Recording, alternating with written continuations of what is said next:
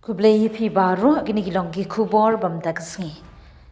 Ka Sheikh Hasina ka bade ka menteri rang ba do barim jeng ka Bangladesh ka bla syaweng jubor na ka syuki ka laong ba ka long ka babiet bat ban penram yala di jeng Muhammad Yunus ban bu jeng mai ka Jingiadei jeng ka ri ba ka India.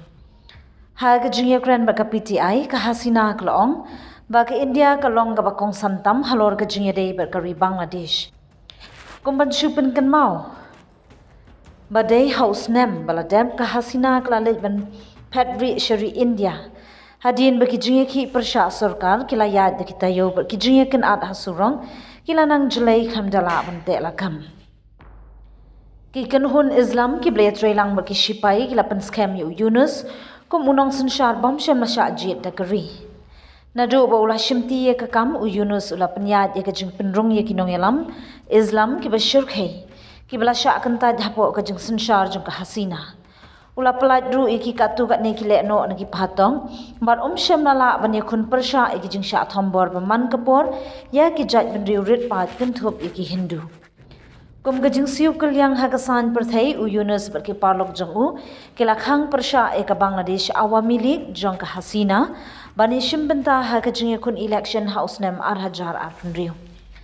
Ka Hasina ka laong ba ka jingkhang ye ka seng jongka kan long ka jingdu nong ka ba kraw ye ka ri Bangladeshi baro ka wei ha ka jing shimbenta ha ka election ka bansawan. Dagi pau million ngut ki briu ki kershan yengi kata kan long ka kabu ka belajar ngai ba na ka benta ka ri jongi ka badan kam e ka jing sensyar sarkar da ka jing menjor jongi pait ba.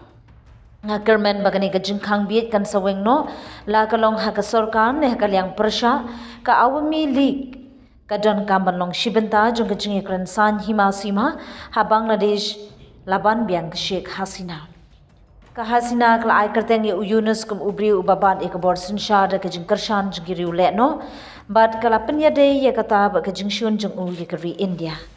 Wat haprengi kam jong Yunus henry ka Hasina kala ong ba kejing yadai ka bayar bar ka bajiliu haprengi India bar ka Bangladesh ka ban la ban ye kun persya e kejing long bit jong kejing lekai hapreng jong Yunus.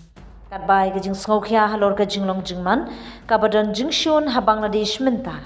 Ka Hasina kala penti kena ba kejing sensyar jong Yunus company ye ka ba ki pait ba ki perkhat bar ka India kandang long ka parlok ba kong santam jong keri.